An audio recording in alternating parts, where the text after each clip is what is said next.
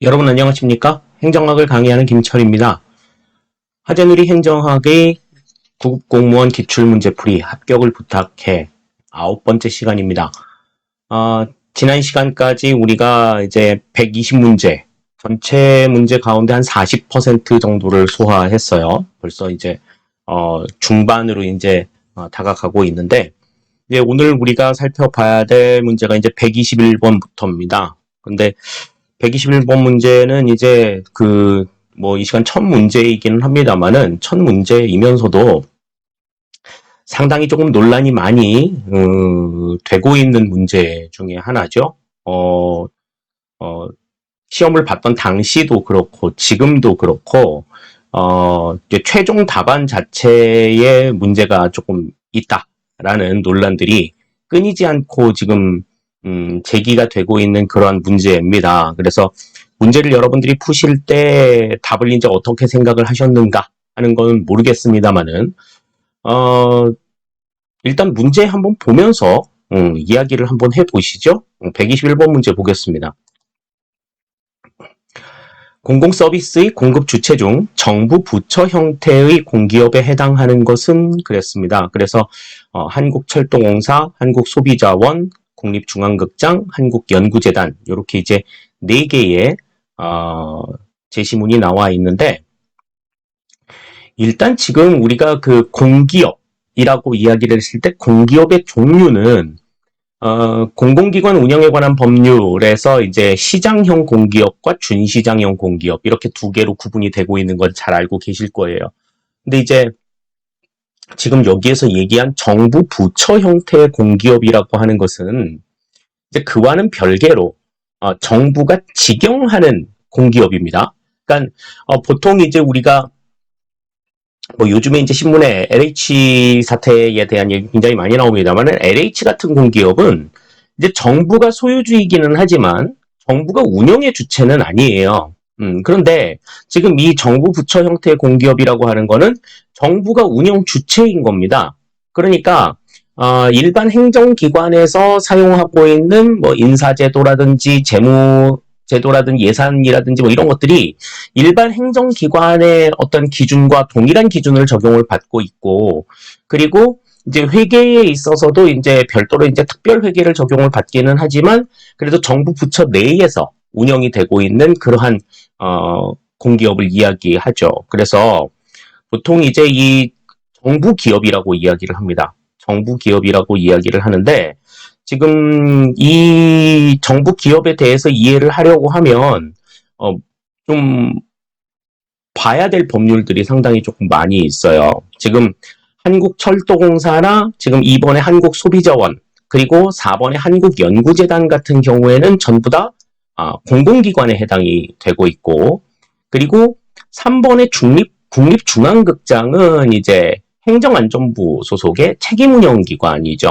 네, 그래서 이 문제에 대한, 그러니까 정부 부처 형태 공기업에 해당하는 것이 뭐냐라고 봤을 때에 여러분들이 굉장히 조금 이렇게 덜컹 내려앉았을 그럴 가능성들이 조금 농후한데, 자, 그러면 일단 이 정부 부처 형태 공기업에 대한 법령적인 내용들, 법적으로 이 정부 부처 형태의 공기업이 어떻게 규정이 되어 있는가를 지금부터 같이 좀 생각을 해보도록 하겠습니다. 자, 일단 내용을 보시면 우선 첫 번째로 정부 기업 예산법이 있어요. 이 정부 기업 예산법이 이제 이 정부 기업을 규정해 놓고 있는 내용을 가지고 있죠. 그래서 지금 정부 기업 예산법 2조에 보면 이 법에서 정부 기업이란 기업 형태로 운영하는 우편 사업, 우체국 예금 사업, 양곡 관리 사업 및 조달 사업을 말한다.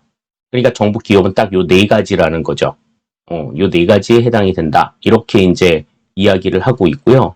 다음에 이제 동법의 3조를 보시면 정부 기업을 운영하기 위하여 다음 각 호의 특별 회계를 설치하고 그 세입으로서 그 세출에 충당한다. 그래서 지금 앞에서 이야기한 정부 기업이 전부 다 특별 회계로 운영이 되고 있다라고 하는 것을 규정하고 있어요. 그러니까 정부 기업이라고 하는 것은 일단은 그 규정이 되어 있는 4개의 사업 가운데 4개의 사업을 전부 다 어떻게 운영하고 있다? 특별회계로 운영을 하고 있다라고 하는 게 이제 정부기업예산법의 규정인 거죠. 자, 다음에 이제 우리가 살펴봐야 될 것이 이제 책임운영기관 설치 및 운영에 관한 법률이에요. 자, 여기 이제 1항의 내용을 보면, 30조 1항의 내용을 보면, 책임운영기관 특별회계기관의 사업은 정부기업예산법 제2조에도 불구하고 정부기업으로 본다. 그랬습니다. 그러니까 책임운영기관 가운데에서 특별회계를 적용하고 있는 기관은 네, 정부기업예산법 아까 앞에서 봤었던 그 4개 이외에도 정부기업으로 간주를 한다. 이렇게 그 4개만 규정을 해놓고 있지만 책임운영기관 특별회계기관 사업은 정부기업으로 간주한다. 이렇게 그러니까 이제 그 정부기업의 범위가 조금 더 넓어지는 거죠. 자, 다음 2항의 내용을 보시면 특별회계 예산 및 회계에 관하여 이 법에 규정된 것 외에는 정부기업예산법을 적용한다 그랬어요. 그러니까 이 정부기업과 관련된 내용들에 대해서는 지금 대부분의 내용들이 이제 정부기업예산법을 따른다. 그러니까 정부기업예산법에는 특별회계에 대한 내용들밖에 없기 때문에 뭐 일반 회계를 적용한다든지 뭐 기금을 마련해가지고 운영한다든지 뭐 이런 거는 전혀 정부기업 운영하고는 관련이 없는 내용이다. 이렇게 우리가 생각을 할 수가 있겠습니다. 그래서 지금 우리가 이제 살펴봤을 때 책임운영기관 그러니까 정부기업 같은 경우에는 일단은 정부기업예산법에 규정이 되어 있는 내용 그리고 책임운영기관 가운데서 특별회계를 적용하고 있는 기관 이 기관이 이제 정부기업에 해당을 하고 또 그 정부기업은 일단 기본적으로 뭘 한다? 전부 다 특별회계를 운영한다 라고 하는 걸 우리가 생각을 할 수가 있겠어요.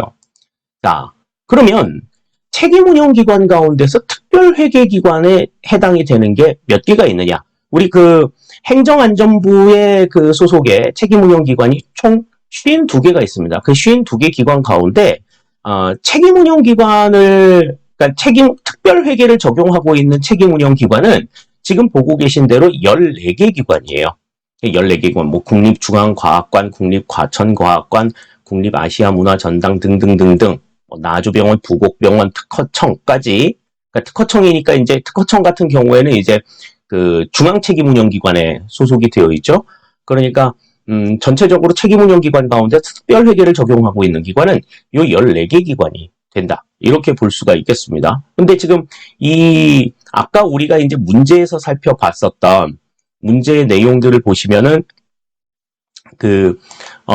책임운영기관 가운데에서 특별회계를 적용하고 있는 기관들.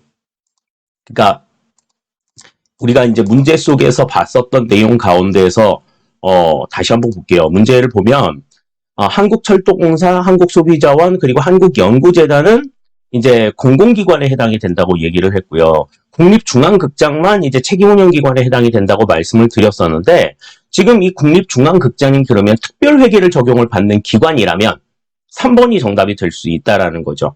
근데 지금 그 내용 살펴보시면 그렇지가 않다라는 겁니다. 아까 우리가 그 특별회계기관에 대해서 언급할 때 특별회계기관 14개 기관 가운데 국립중앙극장이 없었어요. 다시 한번 보실래요? 자, 특별회계기관에 아무리 인식구 찾아봐도 국립중앙극장은 나오지 않습니다. 국립중앙과학관은 나와 있어도. 자, 그러면 나머지 일반 회계기관을 한번 보죠. 나머지 일반 회계기관을 보시면 이제 이 일반 회계기관이 39개 기관이 있는데 그 가운데 이제 국립중앙극장이 있어요. 그러니까 여기는 이제 일반 회계기관이라는 거죠. 자, 그러면 다시 이제 문제로 돌아가 보겠습니다. 다시 이제 문제로 돌아가 봤을 때 이 문제의 정답이 과연 나와 있겠냐 하는 거죠. 한국철도공사, 한국소비자원, 한국연구재단은 일단은 공공기관에 해당이 되기 때문에 제외. 그럼 국립중앙극장이 특별회계를 적용받고 있다라고 하면은 정부 부처 형태의 공기업, 정부기업이 맞다고 볼 수는 있겠지만 지금 이 기관이 명백하게 일반 회계를 적용받는 상황에서 법령상 이 국립중앙극장은 정부 부처 형태의 공기업으로 인정을 받을 수가 없다 하는 겁니다. 그래서 뭐 명확하게 말씀을 드립니다만은 이 문제에는 정답이 없어요. 정답이 없는데, 정답이 없음에도 불구하고 그 지난 2019년도의 시험에서는 뭐 이의 제기가 있었는지 없었는지는 모르겠지만 이 문제의 정답이 3번으로 픽스가 됐어요. 3번으로 확정이 됐습니다. 자, 그렇다라고 하면 이제 뭐 몇 가지 이제 생각을 해봐야 될 게 있어요. 법령상에 이 일반 회계 기관임에도 불구하고 책임운영 기관이 정부 부처형 공기업으로 인정을 받을 수 있는 예외 규정이 있는지, 그 예외 규정을 이제 국립중앙극장이 적용을 받았는지, 아니면 출제자가 책임운영 기관은 모두 특별회계 기관으로 간주하고 생각하고 이 문제를 출제했는지, 이 두 가지 이제 가능성이 있는 거죠.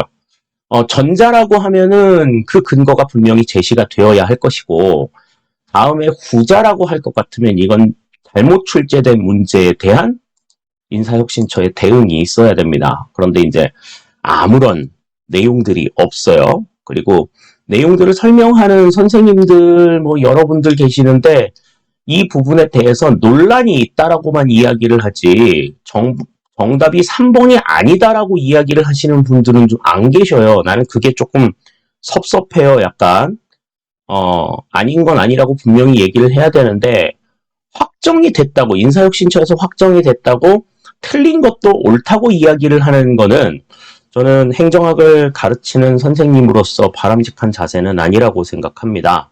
따라서 저는 이 문제의 정답이 3번이다 라고 하는 인사혁신처의 결정을 인정할 수가 없고, 또 그 왜 인정할 수 없는지에 대한 근거도 앞서서 분명히 제시를 해드렸어요. 그러니까 만약에 인사혁신처에서 제 주장에 반론을 제기하시려면 거기에 대한 합당한 근거를 내놓으셔야 하고, 다음에 이제 이 문제를 해설하신 수많은 행정학 선생님들도 인사혁신처의 답이 맞다라고 이야기를 하려면 본인 스스로가 생각하는 타당한 근거를 제시해 주시고 3번이라고 얘기를 하셔야지, 뭐 나는 이거 뭐 맞다고 생각은 안 하는데 인사혁신처가 3번이라니까 3번이야, 이런 식으로 얘기하셔서는 안 된다는 거예요. 그것처럼 비겁한 일이 어디 있습니까? 네. 틀린 건 틀렸다고 분명하게 얘기할 수 있는 용감한 선생님들이 되셨으면 좋겠습니다. 121번의 정답은 없어요. 그래서 국립중앙극장을 국립중앙과학관으로 썼다라고 하면 또 모르겠어. 그러면 인정. 그런데 국립중앙극장은 명백히 일반 회계를 적용받고 있기 때문에 정부 부처형 공기업에 들어갈 수가 없습니다. 네. 그래서 정답이 없다라고 하는 걸 분명히 강조를 드릴게요.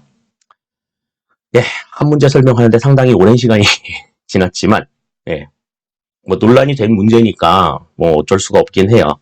앞으로도 이 문제 설명할 때는 참 할 얘기가 많아질 것 같습니다. 그래서 그러니까 문제를 출제하실 때 굉장히 좀 신중하셔야 된다는 거죠. 단어 하나 선택하는 문제라든지, 그 다음에 내용에 대해서 뭐 그러한 맥락으로 문제를 내고 싶다 하면 그 부분에 대해서는 아셔도, 내가 분명히 안다라고 해도 돌다리 두들기고 건너가듯이 좀 꼼꼼하게 좀 점검하고 문제를 출제하는 그런 성의가 출제자들에게 좀 있었으면 하는 바람을 갖습니다. 네, 이제 122번 문제 살펴볼게요. 문제 보겠습니다. 다음 설명에 해당하는 조직의 인간관은 그랬어요. 우선 내용 한번 보겠습니다. 인간을 자신의 이익을 극대화하기 위해 행동하는 존재로 본다. 그랬어요. 그러니까 자신의 이익을 극대화한다. 뭐 이기주의와 관련된 내용이니까 1차적으로 좀 우리가 공공선택론에 대한 내용들 생각을 해볼 수 있을 것 같습니다. 그 내용들 일단 연상해 놓으시고 두 번째 보시죠. 두 번째 보면 인간은 조직에 의해 통제, 동기화되는 수동적 존재이며 조직은 인간의 감정과 같은 주관적 요소를 통제할 수 있도록 설계돼야 한다. 그랬습니다. 지금 나와 있는 내용들을 이제 가만히 생각을 해보면 우선 이제 자신의 이익을 극대화하기 위해서 행동하는 존재다. 라고 하는 것이 그러한 것이 이제 합리적인 내용이다. 이렇게 이제 보고 있는 거죠. 그래서 지금 보기에 나와 있는 내용들을 봤을 때는 합리적 경제적 인간관, 공공선택론에서 강조했던 그 합리적 경제적 인간관이 여기에서도 적용이 될 수 있는 내용이다. 이렇게 볼 수 있겠습니다.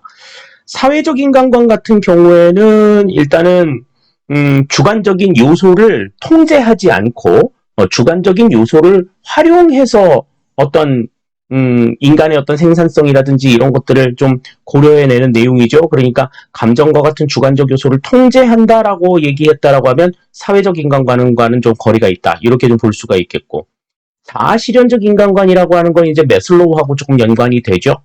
인간의 가장 큰 욕구가 자아실현에 있다라고 보는 내용이 되겠고, 복잡한 인간관이라고 하는 거는 사람마다 다 저마다 다른 그러한 속성들, 이러한 것들 이제 강조하는 내용이라고 볼 수가 있겠어요. 따라서 지금 122번의 정답은 1번이 정답이 되는 걸 우리가 확인을 할 수가 있겠습니다. 합리적 경제적 인간관이 어떠한 의미들을 가지고 있는가 하는 것들을 좀 정리해 두시고, 또 공공선택론이 어떠한 측면에서 강조가 되고 있는가 하는 것들도 같이 우리가 좀 생각을 해 두시면 좋을 것 같아요. 자, 이렇게 해서 이제 조직의 인간관에 대한 내용 살펴봤고, 다음 이제 123번 문제 보겠습니다. 문제 보시죠. 123번입니다. 정부의 위원회 조직에 대한 설명으로 옳지 않은 것은 그랬습니다. 1차적으로 이제 위원회 조직, 그러면은 합리적이란다. 위원회 조직이라고 하면 합의제, 예, 합의제를 강조하는 게 가장 큰 특징이죠. 그러한 점을 일단 생각을 하시고 내용을 보죠. 1번 봅니다. 결정에 대한 책임의 공유와 분산이 특징이다. 그렇죠. 잘 돼도 다 같이 잘 되는 거고, 책임을 져도 다 같이 지자. 이제 이런 내용들을 가지고 있습니다. 1번 맞는 이야기가 되겠고요. 다음 2번. 복수인으로 구성된 합의형 조직의 한 형태이다. 그러니까 두 사람 이상으로 구성이 되어 있는 합의제 조직이다. 이 위원회 조직의 가장 큰 특징이라고 볼 수가 있겠습니다. 다음 3번. 국민권익위원회는 의사결정의 권한이 없는 자문위원회에 해당된다. 그러는데 이 국민권익위원회는요, 의사결정의 권한이 있습니다. 네, 자문위원회 같은 경우에는 의사결정 권한이 없지만 이 국민권익위원회는 의사결정 권한이 있는 행정위원회에 해당이 됩니다. 그러니까 행정부서와 같은 어떤 역할들을 담당하는 그러한 곳이라고 볼 수가 있겠죠. 따라서 3번은 좀 옳지 않은 내용이다. 이렇게 볼 수 있겠고요. 다음 4번. 소청심사위원회는 행정관청적 성격을 지닌 행정위원회에 해당한다. 네, 이거는 맞는 이야기가 되겠습니다. 따라서 123번에는 지금 3번의 내용이 틀린 내용이다. 이렇게 우리가 생각을 해볼 수 있을 것 같아요. 그러니까 위원회 조직에 대한 이야기가 나왔다라고 하면은 우리가 이제 제일 처음 합의제에 대한 내용들 생각하셔야 되고, 지금 보기에서 나온 대로 결정과 책임 이런 것들이 분산이 됩니다만은 종국적으로 갔을 때는 아무도 책임을 지려 하지 않는 그러한 모습들이 나온다라고 하는 것도 단점으로 우리가 생각을 좀 해둘 필요가 있을 것 같아요. 그런 맥락들 잘 생각해 두시면서 내용 정리해 두시면 좋겠습니다. 자, 이제 우리가 124번 문제 볼게요. 124번에는 이제 리더십에 대한 내용이 나와 있는데요. 문제 보겠습니다.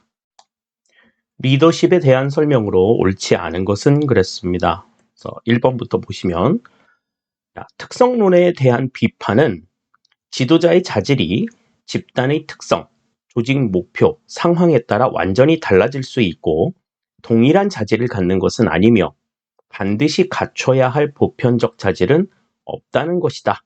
라고 나와 있습니다. 그러니까 특성론, 속성론, 이런 것들이 이제 나와 있는데, 이 특성론과 관련된 내용들은, 리더가 어떤 자질을 가지고 있다 하더라도 그 자질 자체가 그 사람이 가지고 있는 자질과 똑같은 자질을 다른 사람들이 가지고 있을 수 없다라는 거죠. 사람은 다 다르기 때문에. 그리고 지금 여기 나와 있다시피 지도자의 자질 자체는 그 사람이 가지고 있는 성향, 이런 것들도 영향을 미치지만 집단의 특성이나 조직의 목표나 또 주위 상황에 따라서 완전하게 달라질 수 있는 그러한 성향들이 있기 때문에 보편적이지 않다. 그냥 쉽게 말해서 케바케라는 거지. 그 사람이기 때문에 가능했던 일이야. 모든 사람에게 적용할 수 없어. 이렇게 이제 볼 수 있다라는 게 특성론에 대한 비판적인 견해라고 볼 수가 있겠습니다. 다음 두 번째, 행태 이론에서는 눈에 보이지 않는 능력 등 리더가 갖춘 속성보다 리더가 실제 어떤 행동을 하는가에 초점을 맞춘다. 그렇죠. 그러니까 리더가 가지고 있는 어떤 특징, 뭐 이런 것들보다 그 상황에서 리더가 어떤 액션을 취하느냐, 어떤 말을 하느냐, 어떤 행동을 하느냐, 이게 이제 중요하게 영향을 미친다. 이렇게 우리가 생각할 수 있겠습니다. 다음 3번.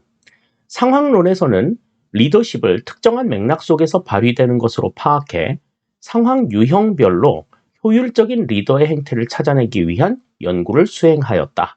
그랬는데, 그렇죠. 이거는 특정한 상황과 관련된 내용들이니까 뭐 피들러라든지 뭐 대표적인 학자들 있잖아요.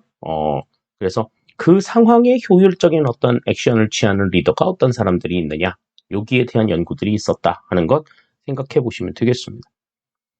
자, 그럼 4번이 틀린 내용 같아요. 번스의 리더십 이론에서 거래적 리더십은 카리스마적 리더십을 기반으로 하므로 카리스마적 리더십과 중첩되는 측면이 있다. 그랬는데 이 번스의 리더십에서 카리스마적 리더십과 중첩이 되는 측면이 있는 것은 거래적 리더십이 아니라 변혁적 리더십이죠. 그렇기 때문에 여기서는 지금 4번의 내용이 틀린 내용이다. 이렇게 우리가 생각을 할 수 있겠습니다. 번스의 리더십 그러면은 거래적 리더십과 변혁적 리더십이 이제 두 가지가 있는 걸 우리가 생각할 수가 있죠. 거래적 리더십이라고 하는 것은 리더는 부하들에게 일을 시키고 그 일에 대한 성과에 따라서 적절한 보상을 지급할 수 있어야 한다. 그 보상에 대한 지급 능력이 있고 그 보상을 받기 위해서 또 부하들은 충성을 하는 그런 모습들을 보여준다라고 하는 거 생각을 하셔야 되겠습니다. 그런데 이제 변혁적 리더십은 이제 그와는 조금 다르죠. 정말 그 리더가 추진하고자 하는 리더의 입장에서 부하들이 자기 맡은 바들 일들을 할 수 있도록 자기가 정말 그 조직 내에서 주인된 어떤 역할들을 하기 위해서 어떠한 자세들을 갖춰야 될 것인가에 대해서 리더가 계속해서 주입을 시켜주는 그러한 모습들을 보여주고 있기 때문에 단순하게 보상만 받으려고 하는 그런 입장과는 좀 다르다라고 하는 걸 우리가 생각을 할 수 있을 것 같아요. 네 가지의 특징이 있었잖아요. 카리스마적 리더십, 그 다음 영감적 리더십, 그 다음 개별적 배려, 지적 자극 이 네 가지 특성들도 같이 잘 기억해 두시면 좋겠습니다. 자, 이제 우리가 124번 문제 살펴봤고요. 이제 125번 문제 보도록 하겠습니다. 125번 문제는 이제 동기부여 이론에 대한 내용이 나와 있는데 문제 같이 보시죠. 동기 이론에 대한 설명으로 옳지 않은 것은 그랬습니다. 동기 이론은 크게 이제 내용 이론과 과정 이론으로 구분이 된다라고 하는 거 우리가 잘 알고 있죠. 그러면 그 내용들을 전부 다 이제 망라해서 문제 보도록 하겠습니다. 1번 보시죠. 매슬로우는 충족된 욕구는 동기부여의 역할이 약화되고 그 다음 단계의 욕구가 새로운 동기 요인이 된다고 하였다. 그랬습니다. 그러니까 하나의 욕구가 충족이 되면 그 욕구는 사라지고 상층부의 욕구가 다시 발현이 된다라고 하는 게 매슬로우의 욕구 충족 이론의 내용이다. 이렇게 우리가 생각할 수 있겠죠? 1번 맞는 이야기가 되겠습니다. 다음 2번. 엘더퍼는 매슬로우의 5단계 욕구 이론을 수정해서 인간의 욕구를 3단계로 나누었다. 그렇죠. 그래서 나온 이론이 뭐예요? ERG 이론이죠. E, 존재 욕구, R, 관계 욕구, G, 성장 욕구. 이렇게 이제 세 가지로 구분했다. 맞는 이야기가 되겠습니다. 다음 3번. 허츠버그는 불만 요인을 없앤다고 해서 적극적으로 만족감을 느끼는 것은 아니라고 했다. 그랬는데 이 허츠버그의 욕구 충족 요인 이원론에 대한 내용은 만족을 불러일으키는 동기 요인과 불만족을 야기하는 이 위생 요인은 서로 상관이 없다라고 얘기했죠. 그래서 그러니까 만족 요인이 동기 요인이 충족되는 것은 만족이 증가하는 것이지 만족이 증가한다고 해서 불만족이 감소하는 것은 아니다. 또 위생 요인이 제거되었다고 하면 불만 요인이 감소가 되는 것이지 그렇다고 해서 만족이 증가하는 것도 아니다. 상관이 없다고 이야기를 했어요. 3번도 맞는 이야기가 되겠습니다. 다음 4번. 브룸의 기대 이론에서 수단성은 특정 결과에 대한 선호의 강도를 의미한다 그랬는데 브룸의 기대 이론에서 수단성이라고 하는 것은 특정 결과에 대한 선호가 아니라 성과에 대한 보상을 얘기하는 거죠. 성과에 대한 보상. 그러니까 어느 정도 노력하면 어느 정도 성과를 얻고 그 성과를 얻으면 어느 정도의 보상이 있대. 이게 이제 수단성에 대한 내용이고 특정 결과에 대한 선호의 정도를 나타내는 것은 우리가 이제 유의성 또는 유인가라고 이야기를 하죠. 따라서 125번에는 여기서는 4번이 정답이 되는 걸 우리가 확인을 할 수가 있겠습니다. 동기 이론 같은 경우에는 내용 이론과 과정 이론을 구분해서 각각의 이론에서 나타나는 그 제시되는 이론들의 특징들을 좀 분명하게 잘 알아두실 필요가 있어요. 특히 이 브룸의 기대 이론 같은 경우에는 과정 이론이기 때문에 그 과정이 어떻게 발현이 되는가에 대해서 좀 여러분들이 머릿속으로 좀 도식화도 좀 시켜보시고 이럴 필요가 있을 것 같습니다. 그냥 막연하게 그냥 외워가지고 될 문제는 아니고요. 어떻게 어떤 단계를 거쳐가지고 요소들이 나오고 그 요소들의 총합으로 인해서 동기부여가 발생을 한다라고 하는 걸 우리 기본서에도 도식화돼서 표현이 나온 내용들이 있으니까 그 내용들 중심으로 해서 여러분들이 잘 이해해 두시면 좋겠습니다. 자, 그러면 이제 126번 보시죠. 문제 같이 보겠습니다. 2016년 이후 정부 조직의 변화에 대한 설명으로 옳지 않은 것은 그랬습니다. 2016년 이후라고 이야기를 했으니까 이제 2017년부터로 생각을 하시면 될 것 같아요. 그러니까 이제 문제는 이렇게 나왔지만 이제 문재인 정부가 출범하고 나서 이제 나타난 정부 조직의 변화에 대한 내용들을 물어보는 걸 겁니다. 자, 1번부터 보시죠. 중소기업, 벤처기업 등에 관한 사무를 관장하는 중소벤처기업부를 신설하였다. 그렇죠. 문재인 정부가 출범하면서 정부 조직을 개편할 때 기존에 있었던 중소기업청을 이제 부처로 승격을 시켰죠. 그래서 이제 명명한 것이 중소벤처기업부입니다. 1번 맞는 이야기가 되겠고요. 다음 2번. 행정안전부의 외청으로 소방청을 신설하였다. 그랬습니다. 그러니까 과거에 이제 그 박근혜 정부 시절에 국민안전처에 소속이 되어 있었던 이 소방 관련 업무를 다시 이제 원래 자리였던 행정안전부로 다시 복속을 시켰죠. 그래서 이제 소방청을 이제 신설하고 또 더 나아가서는 이제 어떻게 했어요? 소방 공무원의 국가직화까지도 이어나갔다라고 하는 것 연관해서 생각해 두시면 되겠습니다. 다음 3번. 국가보훈처가 차관급에서 장관급으로 격상되었다 그랬습니다. 원래 이제 그 처 단위의 처장 같은 경우에는 차관급인데 예외적으로 이제 국가보훈처만큼은 이제 장관급으로 격상이 되었다라고 하는 것을 여러분들이 기억을 좀 해두실 필요가 있겠죠? 자, 다음 4번입니다. 한국수자원공사에 대한 관할권을 환경부에서 국토교통부로 이관하였다 그랬는데 문재인 정부의 정부 조직 개편의 큰 특징 중에 하나가 바로 이 물 관리 업무를 일원화했다라고 하는 거죠. 과거에 이제 수량 관리와 수질 관리 둘로 나누어서 수량 관리는 국토교통부, 수질 관리는 환경부에서 담당하고 있던 이 물 관리 기능을 이제 오롯이 환경부에서 전부 다 전담할 수 있도록 이제 그 업무를 이제 변동을 좀 시켰어요. 그래서 그 예전에 이제 국토교통부에 있던 물 관리와 관련된 여러 공공기관들이 전부 다 환경부 소속으로 자리를 옮기게 됩니다. 자, 그래서 지금 4번에 한국수자원공사 같은 경우에 이제 물 자원의 수량을 관리하는 내용이기 때문에 기존의 국토교통부 소속의 기관이었거든요. 그런데 이제 이 관할권이 이제 환경부로 넘어가게 됩니다. 그러니까 지금 4번에는 지금 반대로 나와 있는 내용이죠. 그래서 한국수자공사에 대한 관할권을 환경부에서 국토교통부로 이관하였다가 아니라 국토교통부에서 환경부로 이관하였다. 그래서 정답이 4번이 되는 것 우리가 확인을 할 수가 있겠습니다. 문재인 정부의 이 정부 조직 개편안에 대한 내용은 2017년에 정부가 출범이 되면서 이제 한 차례 이야기가 있었고, 그리고 이제 2020년도 작년이죠.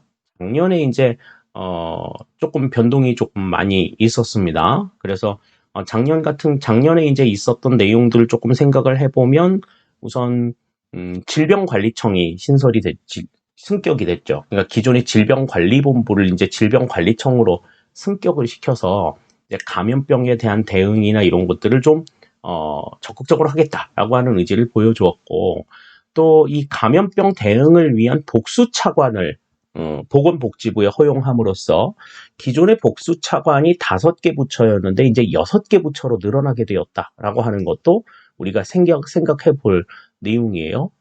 다음에 이제 세 번째로 생각해 봐야 될 것이 이제 우리 이제 그 뉴스에서 굉장히 많이 나오던 공수처가 출범을 했죠. 고위공직자 범죄수사처라고 하는 이름으로 출범이 되었습니다. 이 역시도 이제 처 단위인데 보통의 이제 뭐 식품의약품안전처라든지 국가보훈처라든지 이런 것들은 전부 다 국무총리 산하에 있는 국무총리 소속 기관인데 이 고위공직자 범죄수사처의 경우에는 독립기관으로 형성이 되어 있다. 어디에도 구애받지 않는다. 그런 특징들을 가지고 있어요. 각각의 특징들을 좀 기억해 두실 필요가 있고, 지금 이제 19년도 이제 지방직 문제에서 지금 요 내용들이 나왔는데, 지금 앞으로 이제 바뀔 문제들에 대해서는, 이제 바뀐 내용들에 대해서는, 뭐 지방직이라든지 군무원이라든지 충분히 출제가 될 가능성들이 있다라고 하는 점 잘 기억을 해 두실 필요가 있습니다. 그래서 특히 2020년 이후에 어떻게 조직이 바뀌게 되었느냐, 또 인사기구가 어떻게 바뀌게 되었느냐, 아까 잠깐 얘기했었지만 소방공무원들이 이제 지방직 공무원에서 국가직 공무원으로 전환이 되는 상황들, 이 상황들은 이제 어떻게까지도 바뀌어요. 이제 지방교부세의 이제 배정에 있어서도 조금 변화를 가지고 오게 되는 측면들도 있잖아요. 이런 측면들까지 좀 고루 여러분들이 좀 생각을 잘 해두시면 좋을 것 같아요. 그래서 126번까지 우리가 살펴봤습니다. 자, 다음 이제 127번 문제 살펴볼게요. 문제 보겠습니다. 변혁적 리더십에 대한 설명으로 옳지 않은 것은 그랬어요. 변혁적 리더십은 뭐 아까도 말씀을 드렸던 부분들이 있으니까 뭐 굳이 뭐 따로 설명을 드리지 않아도 될 것 같아요. 바로 보겠습니다. 조직 참여의 기대가 적은 경우에 적합하며 예외 관리에 초점을 둔다. 그랬는데 조직 참여의 기대가 적은 경우에 적합한 내용들은 이제 거래적 리더십이 되겠습니다. 그냥 뭐 받은 만큼 일할래. 뭐 이런 정도. 일한 만큼 그냥 받고 살 거야. 그냥 이렇게 생각하는 거죠. 뭐 좀 더 열심히, 좀 더 잘, 뭐 이런 생각 잘 안 한다라는 거죠. 이거는 거래적 리더십의 특징이다. 1번이 바로 지금 틀린 내용 같아요. 다음 2번. 리더가 부하에게 특별한 관심을 보이거나 자긍심을 심어준다. 그런데 이거는 이제 변혁적 리더십 가운데에서 개별적 배려에 해당이 되는 내용이다. 이렇게 우리가 볼 수 있겠습니다. 다음 3번. 리더가 부하들의 창의성을 개발하는 지적 자극을 중시한다. 지적 자극도 하나의 특징이라고 말씀을 드렸었죠. 3번도 맞는 이야기. 다음 4번. 리더가 인본주의, 평화 등 도덕적 가치와 이상을 호소하는 방식으로 부하들의 의식 수준을 높인다. 그러니까 이게 도덕적 가치와 이상을 강조하는 내용들은 아무래도 이제 영감적 리더십의 이야기가 되겠습니다. 그래서 127번의 정답이 1번이 되는 걸 우리가 생각을 할 수가 있겠어요. 변혁적 리더십에 대한 내용들은 뭐 다시 뭐 강조드리지 않아도 굉장히 중요하다라고 하는 것 잘 알아두시고 내용들 잘 정리해 두시고요. 거래적 리더십과 좀 상대적인 개념이다라고 하는 것들도 같이 생각을 해 두시면 좋을 것 같습니다. 자, 이제 우리가 128번 문제 살펴볼게요. 문제 보겠습니다. 목표 관리제와 성과 관리제를 비교한 보기 설명 중 옳은 것을 모두 고르면 그랬습니다. 지금 이 목표 관리제와 성과 관리제에 대한 내용들, 기억부터 리을까지 지금 4가지가 나와 있는데, 자, 우선 기억부터 좀 볼까요? 목표 관리제는 개인이나 부서의 목표를 조직의 관리자가 제시한다는 측면에서 조직 목표 달성을 위한 하향식 접근이다 그랬는데, 조직의 관리자가 제시한 목표 관리제라고 하는 거는 이거는 개인이나 부서의 목표를 조직의 관리자가 제시하지 않고 어떻게 해요? 전부 다 모여가지고 합의해서 결정을 하죠. 그러니까 현재 상황이 어떻다라고 하는 것들도 반영해가지고 부서의 목표 결정이 된단 말입니다. 그렇기 때문에 이것은 하향식 접근이 아니라 상향식 접근이라고 볼 수가 있어요. 개인이나 부서의 목표를 조직의 관리자가 제시하지 않고 관리자와 이 부서원들끼리, 구성원들이 서로 합의를 해서 결정을 한다라고 하는 것 생각해 두셔야 되겠습니다. 기억은 틀린 얘기예요. 다음, 니은.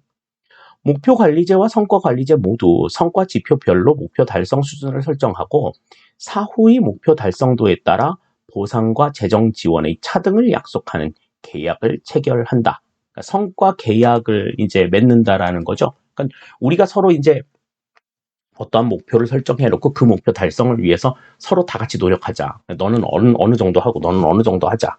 라고 하는 것들을 이제 분명하게 정해서 이제 이 목표 달성 수준을 이제 약속을 하는 거지.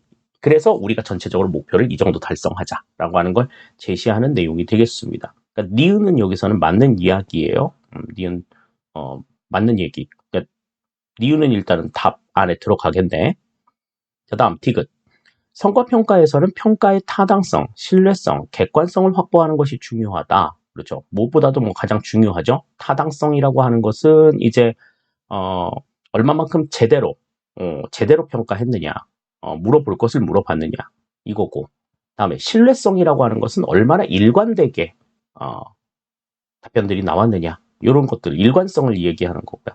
객관성이라고 하는 것은 이제 누가 평가를 하든지 간에 비슷한 결과들이 나오느냐, 같은 결과가 나오느냐, 여기 이제 객관성과 관련된 내용이죠. 성과평가에서 중요한 내용이라고 볼 수 있겠습니다. 그 다음, 리을. 성과관리는 조직의 비전과 목표로부터 이를 달성하기 위한 부서 단위의 목표와 성과 지표, 개인 단위의 목표와 지표를 제시한다는 점에서 상향식 접근이다 그랬는데, 이 성과 평가라고 하는, 성과 관리라고 하는 것은 이 조직의 비전, 목표를 바탕으로 해가지고 거기에 따라서 부서의 목표들이 나오고 또 거기에서 또 개인의 목표가 나온다.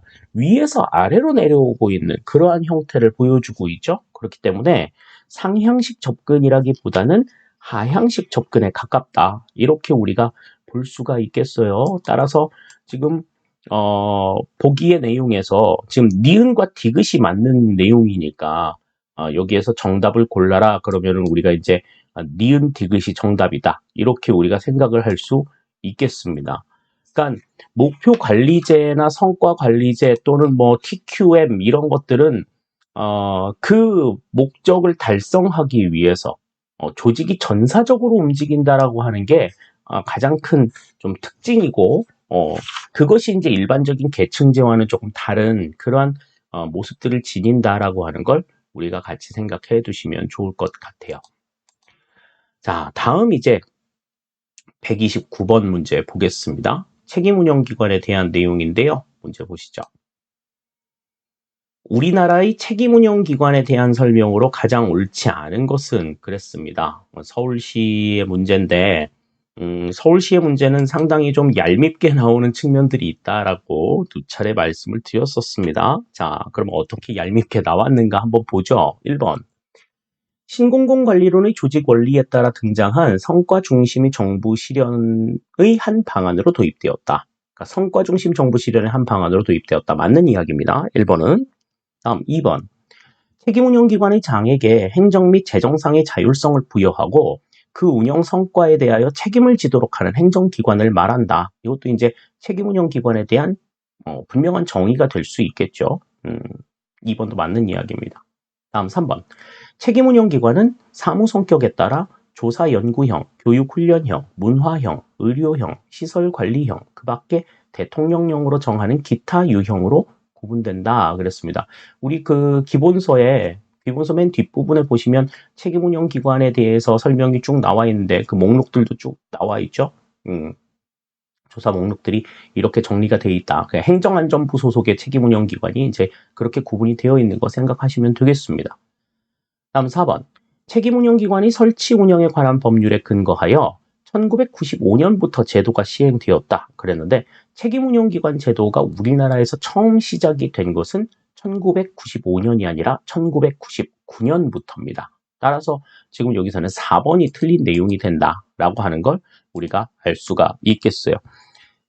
지금 여기에서는 책임운영기관 제도의 일반적인 얘기를 물어본 게 아니라 우리나라의 책임운영기관에 대한 내용들을 물어봤잖아요. 그러니까 우리나라와 관련된 내용이 정답이 될 가능성이 높다라는 거죠. 그러니까 1번, 2번, 3번 같은 경우는 되게 일반적인 내용들이 나왔고 4번 하나만 지금 우리나라에 대한 내용이기 때문에 4번이 정답이다. 이렇게 이제 생각을 해볼 수도 있겠습니다.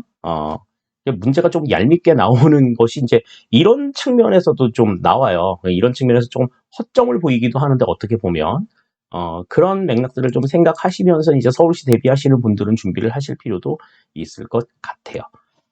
자, 다음 이제 130번 문제 살펴보겠습니다. 문제 보시죠. 허시와 블랜차드는 부하의 성숙도에 따른 효과적인 리더십을 제시하였다. 부하가 가장 미성숙한 상황에서 점점 성숙해 간다고 할 때 가장 효과적인 리더십 유형을 보기에서 골라 순서대로 나열한 것은 그랬습니다. 그래서 이제 참여형, 설득형, 위임형, 지시형 이렇게 지금 나와 있는데 미성숙한 단계에서 이제 그 성숙한 단계로 넘어가는 것은 그냥 지설참위 이렇게 생각하시면 돼요. 지설참위. 그래서 지시형, 설득형, 그 다음에 참여형, 위임형 이렇게 이제 구분이 된다. 이렇게 우리가 생각을 하시면 될 것 같아요. 지설참위. 자, 그래서 라, 나, 가, 다 이렇게 이제 이 순서대로 이제 이어진다라고 보시면 되겠죠. 따라서 지금 130번에서는 정답이 3번이 되는 걸 우리가 확인을 할 수 있을 것 같습니다.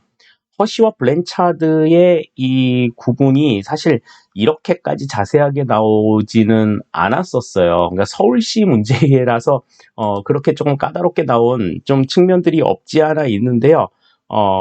그래도 이 기회에 허시와 블랜차드의 이 리더십 유형이 어떻게 구성이 되고 있구나라고 하는 것을 우리가 좀 다시 한번 좀 생각할 수 있는 그런 계기가 될 수 있었으면 좋겠습니다. 자, 그러면 이제 131번 문제 살펴보도록 하죠. 문제 보시겠습니다. 조직의 규모에 대한 설명으로 가장 옳은 것은 그랬습니다. 옳은 걸 물어봤으니 이제 세 개는 틀린 거라는 얘기죠. 자, 그러니 이럴 때는 이제 실수할 가능성이 굉장히 높아요. 신중하게 보셔야 됩니다. 1번. 조직의 규모가 클수록 공식화 수준이 낮아진다. 그랬는데 조직의 규모가 커지면 커질수록 공식화의 수준은 더 높아지게 됩니다. 1번은 틀린 이야기가 되죠. 다음 2번. 조직의 규모가 클수록 조직 내 구성원의 응집력이 강해진다. 그랬는데 응집력이 강해지는 거는 이제 소규모일 때 그렇고 조직의 규모가 커지면 커질수록 응집력은 약해집니다. 2번도 지금 여기선 틀린 얘기예요. 다음 3번. 조직의 규모가 클수록 분권화되는 경향이 있다. 요거는 맞는 얘기죠. 소규모일 때는 집권화가 효율적인데 조직의 규모가 커지면 커질수록 분권화가 되는 것이 특징이다. 그래야 효율적이다. 요걸 이제 강조하고 있는 것 알아두셔야 되겠고요. 다음 4번. 조직의 규모가 클수록 복잡성이 낮아진다. 그런데 복잡성이 높아지죠. 가지 많은 나무, 바람 잘 날 없다고 말씀드리지 않았습니까? 예, 그렇기 때문에 이 131번에서는 정답이 3번이 정답이 되는 걸 우리가 생각할 수가 있겠어요. 옳은 것을 찾아라 라고 이야기하는 것이 이제 이런 측면에서 좀 우리한테는 좀 도움이 많이 돼요. 시험 문제를 볼 때는, 하지만 시험 문제를 볼 때는 상당히 좀 혼동을 많이 일으킬 수 있는 그런 요인들로 작용이 된다라고 하는 점 기억해 두시고, 특히 이 조직 규모와 이 뭐 공식화의 정도나 분권화의 정도 뭐 이런 내용들에 대해서는 지금 나와 있는 이 문제에 있는 것만이라도 충분히 좀 여러분들이 이해를 좀 해두자라고 하는 거 다시 한번 강조를 드리겠습니다. 자, 이제 그러면 132번 문제 살펴볼게요. 문제 보겠습니다. 네트워크 조직 구조가 가지는 일반적인 장점에 대한 설명으로 가장 옳지 않은 것은 그랬어요. 자, 네트워크 조직 구조는 말씀드린 대로 상당히 그 좀 유기적인 체계를 가지고 있는 그러한 구조다. 가장 유기적인 구조다. 그렇게 얘기했었죠. 데프트의 조직 유형 가운데서 가장 유기적이다. 그런 얘기했었는데, 자, 그럼 1번 보죠. 조직의 유연성과 자율성 강화를 통해 창의력을 발휘할 수 있다. 유기적이니까 이런 것들 기대할 수 있을 겁니다. 다음 2번. 통합과 학습을 통해 경쟁력을 제고할 수 있다. 그렇죠.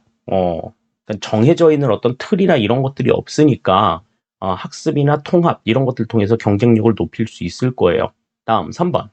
조직의 네트워크화를 통해 환경 변화에 따른 불확실성을 감소시킬 수 있다. 이게 이제 네트워크 조직이 가지고 있는 가장 큰 장점이라고 볼 수 있겠죠? 그 다음 4번. 조직의 정체성과 응집력을 강화시킬 수 있다. 그랬는데, 이렇게 이제 뭐 계약 상태로 주변에 협력 기구들을 두는 것이 이렇게 아까도 말씀드렸다시피 뭐 급변하는 상황에 대해서 불확실성을 감소시킬 수 있다는 장점은 있지만 이게 조직의 정체성이나 응집력을 약화시키는 데 기여한다. 그러니까 뭐 이렇게 끈끈하게 서로 이렇게 봐가면서 호흡 맞추고 이런 거 없어요. 그냥 계약 상황에 대해 가지고 그냥 너는 그냥 돈 주는 만큼 일하는 거고 나는 돈 받는 만큼 일하는 거고 이제 이런 사이예요. 그렇기 때문에 정체성이나 응집력 같은 것들은 오히려 약화가 된다. 이렇게 우리가 생각할 수 있겠습니다. 따라서 132번에는 정답이 4번이 된다 하는 거 생각할 수 있을 것 같아요. 자, 다음 133번 문제 보겠습니다. 조직 내에서 구성원 A는 구성원 B와 동일한 정도로 일을 하였음에도 구성원 B에 비하여 보상을 적게 받았다고 느낄 때 애덤스의 공정성 이론에 의거하여 취할 수 있는 구성원 A의 행동 전략으로 가장 옳지 않은 것은 그랬습니다. 자, 지금 이 내용에서 지금 A가 느끼고 있는 건 이제 이른바 불형평성이죠.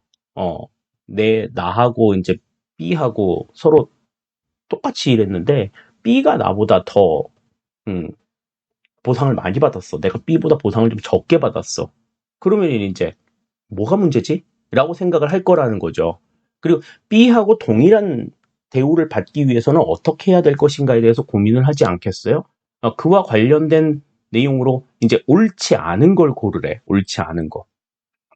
자, 1번 보겠습니다. 1번. 자신의 투입을 변화시킨다. 그렇죠. 내가 노력이 부족했나? 생각하고서 노력을 더 할 수 있겠죠. 1번 맞는 이야기입니다. 다음 2번. 구성원 B의 투입과 산출에 대해 의도적으로 자신의 지각을 변경한다. 그랬습니다. 그러니까 구성원 B는 뭐 이러이러한 상황이 있어서 나하고 조금 달리 받은 거야. 그러니까 나하고 똑같은 상황이 아니라는 거죠. 그렇게 해서 자신의 지각을 변경시키는 두 가지 방법이에요. 이런 불형평이 발생했을 때 투입을 변경하든 자신의 지각을 변경하든 두 가지 방법으로 이제 대응을 한다 이렇게 볼 수 있어요. 그 다음 세 번째, 이직을 한다. 다른 데로 옮겨. 자, 다른 데로 직장을 옮기는 것도 이거는 투입을 변경하는 그러한 내용에 해당이 된다 이렇게 볼 수가 있겠어요. 1, 2, 3번은 다 맞는 얘기가 되겠고 4번이 이제 틀린 내용이 될 것 같습니다. 구성원 B의 투입과 산출이 실제량을 자신의 것과 객관적으로 비교하여 보상의 재산정을 요구한다. 이거는 뭐 이제 씨도 안 맥힐 얘기죠. 그죠? 네. 조직에서는 나름대로 이제 합리적으로 생각을 했는데 이제 자기가 보상의 재산정을 요구한다. 그건 네 생각이고 이제 이렇게 얘기할 거 아니에요? 예, 그렇기 때문에 정답이 여기서는 4번이 잘못된 내용이다라고 하는 것 생각을 할 수 있겠습니다. 그러니까 지금 서울시 문제 같은 경우에 응용 문제가 나왔어요. 그러니까 지금 이러한 문제들은 이제 상황을 이제 연상해가지고 어떻게 진행이 될 거다라고 하는 것을 응용해서 이제 푸는 문제잖아요. 그러니까 단순하게 암기해가지고 이 같은 결과들을 내기란 쉽지 않을 거다라고 하는 걸 생각할 수 있겠습니다. 그런 점들 감안해서 여러분들이 내용을 이해하려고 해야지 자꾸 암기하려고 들면 힘들어져요. 그런 점들 유념해 두시고 시간이 조금 걸리더라도 내용을 이해하는 데 좀 중점을 두자. 그렇게 항상 여러분들이 생각하셔야 됩니다. 내용을 이해하려고 하는 것 생각보다 그렇게 많은 시간이 들지 않습니다. 그리고 한번 이해하면 굉장히 오래 남거든요. 오래 남는다라는 거 생각하시고 내용 이해에 좀 주안점을 두는 여러분들의 모습이 될 수 있었으면 좋겠어요. 자, 그러면 이제 134번의 문제 보도록 하겠습니다. 문제 살펴보시죠. 상황 적응적 접근 방법. 상황 적응적 접근 방법에 대한 설명으로 옳지 않은 것은 그랬습니다. 자, contingency approach. 그때그때 달라요. 라고 얘기하는 그런 측면들의 이야기였는데요. 자, 그러면 1번부터 보시죠.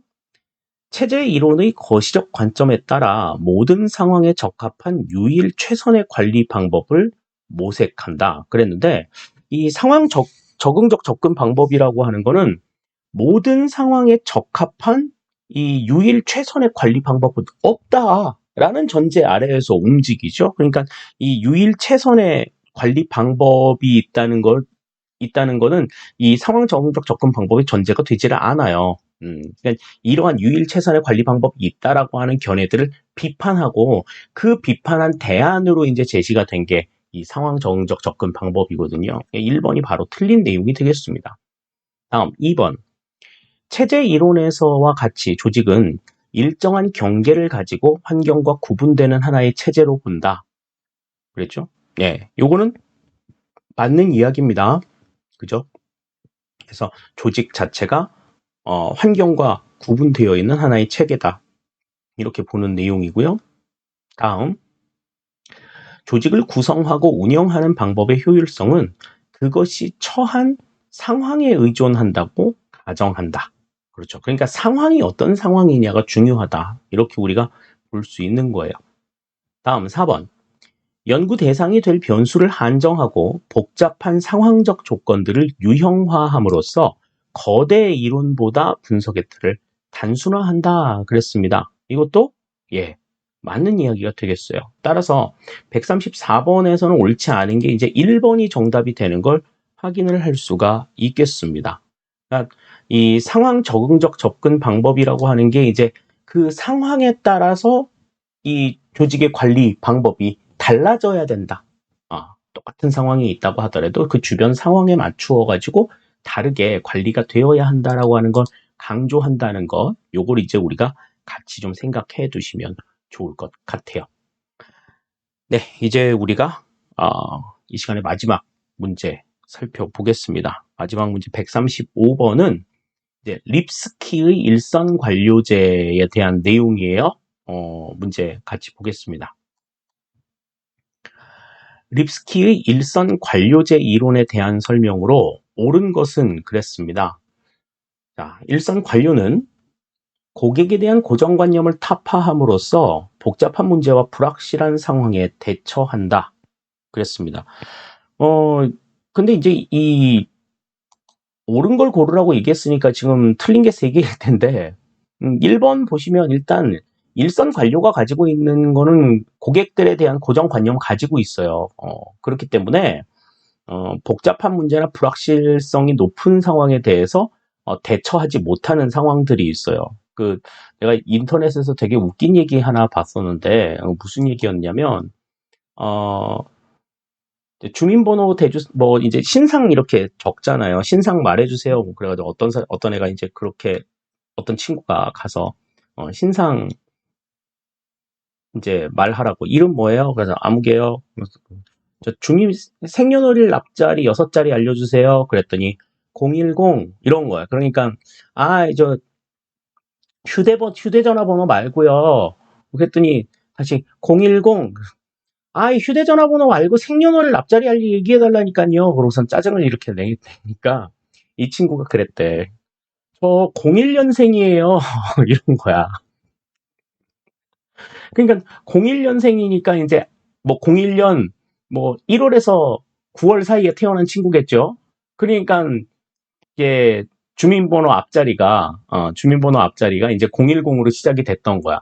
그러니까 이제 그 일하는 사람들은 010 그러면 무조건 휴대폰 번호라는 고정관념이 있었던 거죠.